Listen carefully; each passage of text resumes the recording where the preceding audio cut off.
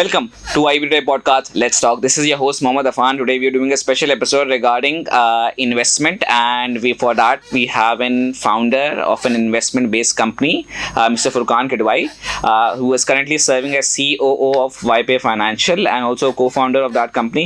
तो फुरकान थोड़ा सा अपने आप को इंट्रोड्यूस करा देना ऑडियंस को ताकि they get an idea who you are and where you came from and how did you started what you did. Thank you, Afan, for having me today, and it's a pleasure for me to be here. So, just a brief background of myself. So, I did my early education from Catholic Board of Education here in Karachi. So, I born and raised in Karachi. उसके बाद when I was about to join university, I always had the fascination for tech, computer science. तो उसमें multiple universities के option थे. उस वक्त एक liberal arts and computer science university खुली थी जो कि हबीब यूनिवर्सिटी थी लोकल. तो आपका ए लेवल भी वहीं से हुआ था? तो नहीं, मेरा कैथलिक बोर्ड ऑफ एजुकेशन तक सारा ए लेवल्स तक था. उसके बाद जो मेरा यूनिवर्सिटी थी वो मेरी हबीब यूनिवर्सिटी थी. तो हबीब स्कूल से मेरा कोई ताल्लुक नहीं था. तो हबीब यूनिवर्सिटी में जब मैं आया तो I basically majored in computer science. तो उसके साथ साथ I was also minoring in mathematics and मैं म्यूज़िक में भी माइनर कंप्लीट करना चाहता था बट आई कुडंट कंप्लीट. हमारे यूनिवर्सिटी में एक centre for South Asian music है जिसमें आप म्यूज़िक का माइनर कर सकते हैं. So I couldn't complete it but I also had the fascination for art और म्यूज़िक. तो इस तरह से मेरा बैकग्राउंड था. उसी में during Habib I also had the opportunity to take up one of my semester at Stanford through Habib learn abroad programme जिसमें basically I completed my data science certification from there. उसमें ही मेरा एंटरप्रेन्योरशिप के साथ खासतौर पे एक रिश्ता जुड़ा जब when I witness Pakistani based entrepreneurs diaspora that are working in the valley and how they are solving problems in the valley itself. So एक एंटरप्रेन्योरशिप का भी थर्स्ट वहाँ से स्टार्ट हुई. और चूंकि मेरे डेटा साइंस में मेरा बैकग्राउंड था तो data science in itself is nothing until unless it is applied to scientific field. तो मेरा वहाँ से क्योंकि मेरी इंटर्नशिप बैंक हबीब में हुई थी तो मेरे एक फाइनेंस के साथ डेटा साइंस का रिश्ता जुड़ने लगा.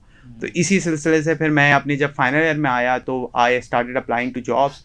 उसमें फिर डिलॉयट की यहाँ पे चैप्टर थी तो I basically applied to Deloitte as financial analyst where I was working on credit risk models for financial institutions. This is just a brief background of myself. Right. मतलब काफी exciting मतलब in the sense कि music के बारे में in the sense कि you did a minor in music. I think यहाँ पूरे पाकिस्तान में I don't think music का कोई minor या even major भी मैंने सुना है and it's quite an exciting जो आपने किया. And कौन सा इंस्ट्रूमेंट बजाते थे आप? So मैं यूनिवर्सिटी का ऑर्केस्ट्रा था उसमें मैं क्योंकि हमारे साउथ एशियन म्यूजिक था तो मैं ईस्टर्न वायलिनिस्ट आप कह सकते थे. मैं ईस्टर्न वायलिन बजाता था. तो उसके बाद फिर NIC और YPay का फाइनेंशियल कैसे सफर कैसे शुरू हुआ? So YPay is basically a personal story that I and my cofounder share. और जो मेरे को-फाउंडर ही was also my batchmate at that time. Computer science graduate थे हम दोनों हबीब यूनिवर्सिटी के. तो जब हम फाइनल ईयर में आए तो आपको मैंने बताया क्योंकि हमारे ऑलमोस्ट सारे कोर्सेज कंप्लीट हो चुके थे तो हम फाइनल ईयर में ही जॉब ढूंढना स्टार्ट कर दी थी क्योंकि फाइनल ईयर प्रोजेक्ट रहती थी. तो I was working at Deloitte. और मैं आपको ये भी बताता चलूँ कि I was a part of class of 2020 जो कोविड क्लास थी.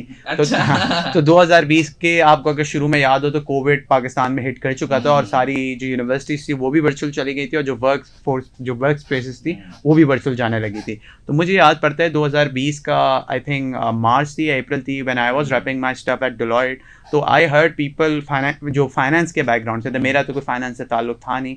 तो I heard people talking about कि Pakistan stock market has crashed to its lowest and if we are able to put money in blue chip stocks so we'll be able to do 2 times or 3 times our money when the stock market goes towards stabilization. तो अब मुझे तो ये भी नहीं पता था blue chip stocks क्या होते हैं और मुझे इन्वेस्टमेंट से रिलेटेड कुछ भी नहीं पता था. तो I just had the curiosity कि क्या बात कर रहे हैं. I discuss this opportunity with my cofounder जो कि मेरे बैचमेट थे और दोस्त थे उस वक्त कंप्यूटर साइंस के. He was working with IBM eight that time.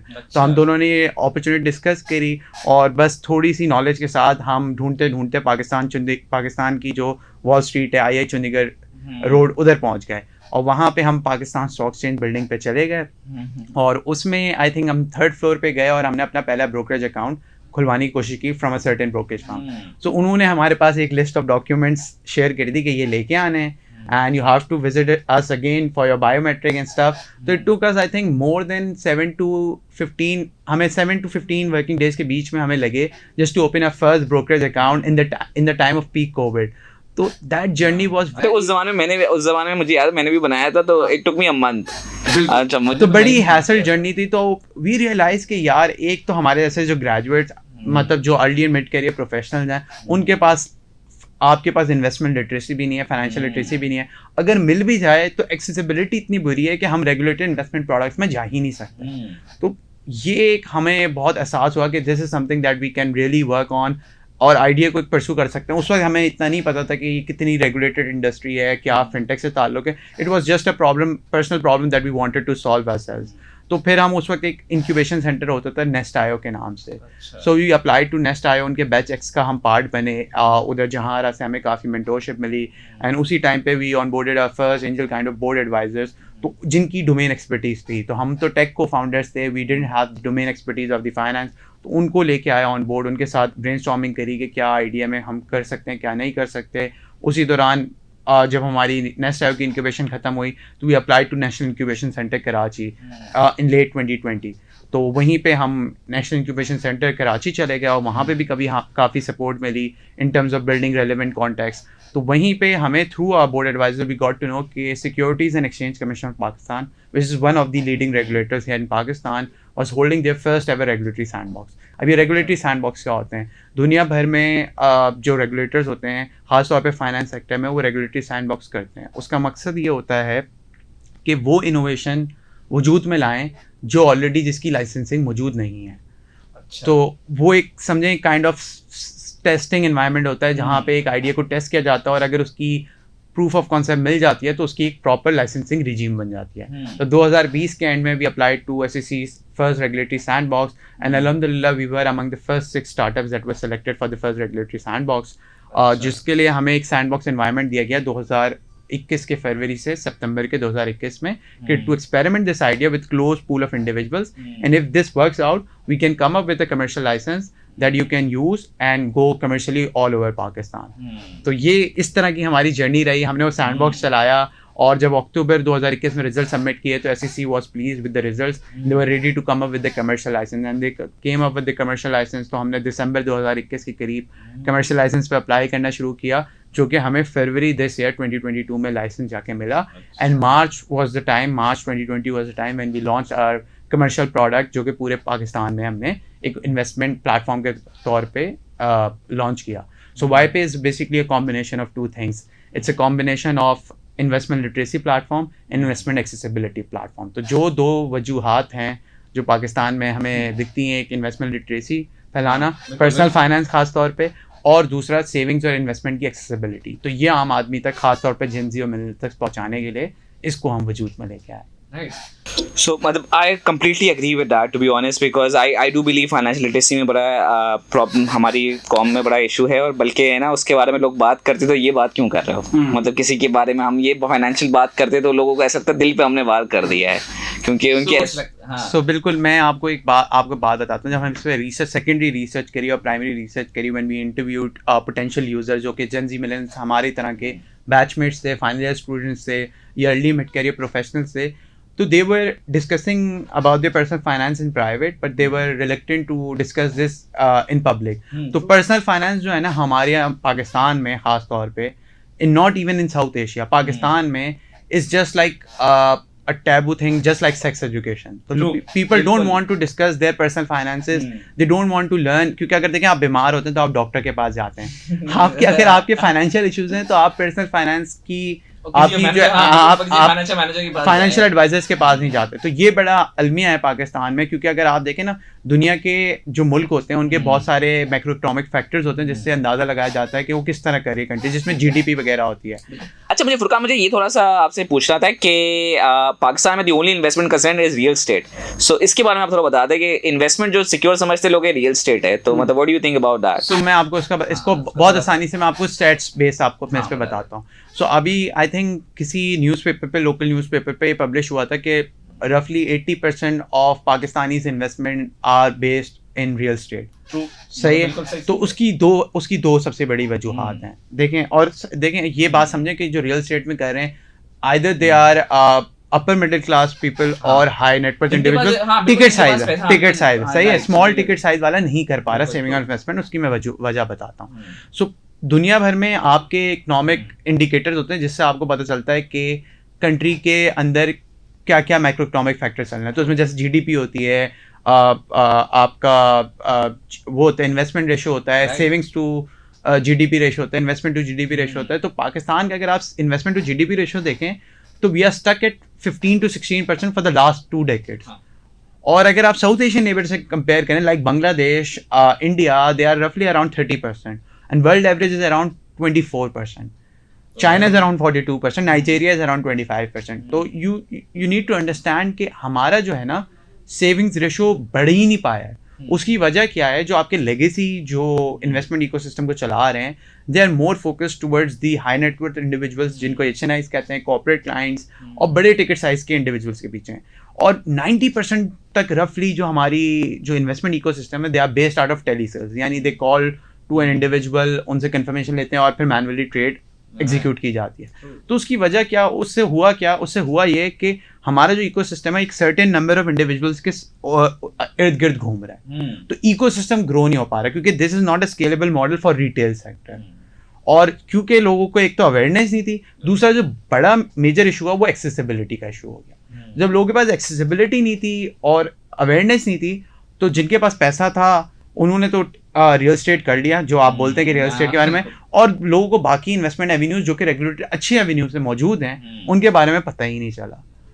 तो ये जो सबसे बड़ा जो गैप है, सो YPay का मकसद भी यही है इस गैप को पुर करना है कि बिटवीन जो रेगुलेटेड इन्वेस्टमेंट एवेन्यूज हैं मौजूद हैं पाकिस्तान में और जो आपकी मिलेनियल और जेनजी आवाम है जिनके पास गिग मनी है, यानी 5,000 रुपये, 1,000 रुपये, 10,000 रुपये, लाख रुपये मंथली बचा रहे हैं, तो they can start their investment journey, ये सेविंग जर्नी विद YPay, और वो अपने लॉन्ग टर्म और शॉर्ट टर्म गोल प्लान कर सकते हैं थ्रू YPay. ठीक है, राइट. अच्छा, मुझे थोड़ा सा ये आपसे पूछना था कि ठीक है, मगर आई थिंक जब आप कह रहे थे 90% पीपल जो सेविंग प्रोडक्ट्स भी इस्तेमाल नहीं कर रहे, डू यू थिंक कि वो शरिया कंप्लाइंस और रिलीजन का बड़ा इम्पैक्ट ले रहा है कि लोग समझते, मेजोरिटी पीपल थिंक कि यार स्टॉक एक्सचेंज हराम है, सेविंग प्रोडक्ट्स हराम है, बैंक्स के साथ काम करना हराम है, ये जो मेंटालिटी 90% ऑफ दी और हमारी यही काम. पाकिस्तान में दोनों तरह के प्रोडक्ट्स शरिया कंप्लाइंट प्रोडक्ट्स भी ऑफर होते हैं, कन्वेंशनल प्रोडक्ट्स भी ऑफर होते हैं. अगर आप जाते हैं किसी एसेट मैनेजमेंट कंपनी के पास, आप बोलते हैं यार मुझे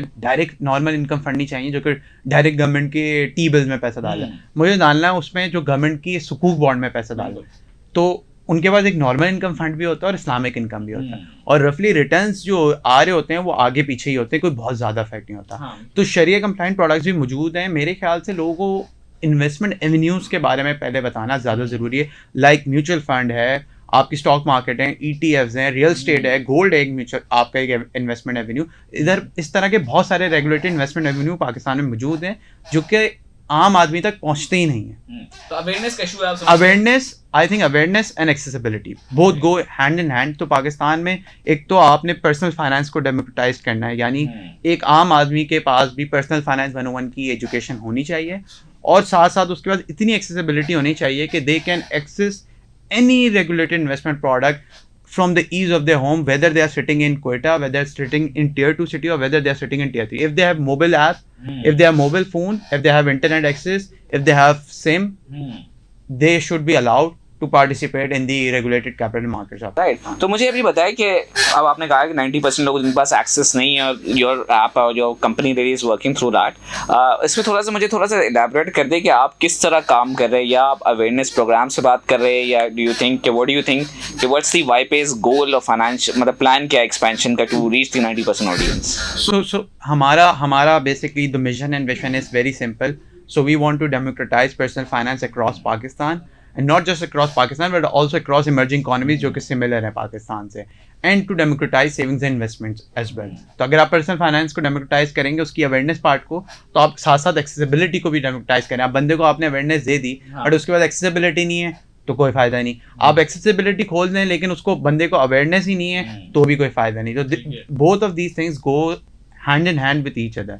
तो हमने क्या करा है, YPay के थ्रू हमने एक अपना जिसको हम कहते हैं फाइनेंशियल वेलनेस प्रोग्राम FWP, हमने कराची में जितनी यूनिवर्सिटीज़ थी उनको रीच आउट किया. हमने कहा कि we want to come to your university where we want to have 30 minute of session with your few of your student या जो भी इंटरेस्टेड हैं, जिनको हम आके सिर्फ पर्सनल फाइनेंस 101 की अवेयरनेस देंगे. Once we give them the awareness, if they ask us के how they start their journey, तो फिर हम उनको अपना प्लेटफॉर्म इंट्रोड्यूस कराते हैं. और हमने ये सिर्फ यूनिवर्सिटी से साथ नहीं, हमने कॉर्पोरेट्स जो लीडिंग स्टार्टअप्स हैं, लाइक हमने सस्ता टिकट पे हमने करा, हमने एक ये जो आपका स्टार्टअप है क्लाउड पे मेरे उधर जाके पर्सनल फाइनेंस की हमने 1-on-1 की सेशन करी।